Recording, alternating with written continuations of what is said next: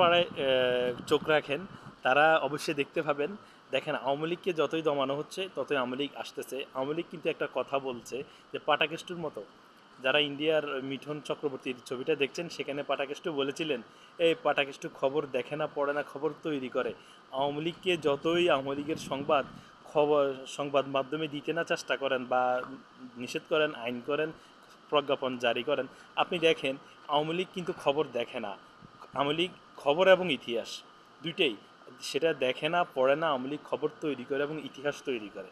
আপনি দেখেন যতবারে আওয়ামী লীগের খবর প্রচার নিষিদ্ধ করতেছেন প্রতিদিনই কোনো না কোনোভাবে আওয়ামী লীগ কিন্তু মিডিয়া পাড়ার দৃষ্টি আকর্ষণ করতেছেন এবং মিডিয়া পাড়া তাকে নিয়ে খবর চাউর করতেছেন।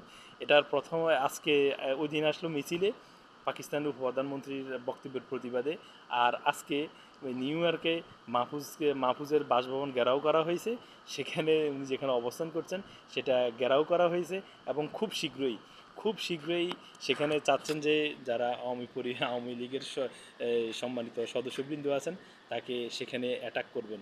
তো এই অ্যাটাকের উদ্দেশ্যেই সেখানে তাকে কি করা হয়েছে, ঘেরাও করা হয়েছে। সে ফোন দিয়ে 40 জন পুলিশ নিয়ে আসছেন তাকে নিরাপত্তা দেওয়ার জন্য। সে কিন্তু ভয়ে নামতেছে না।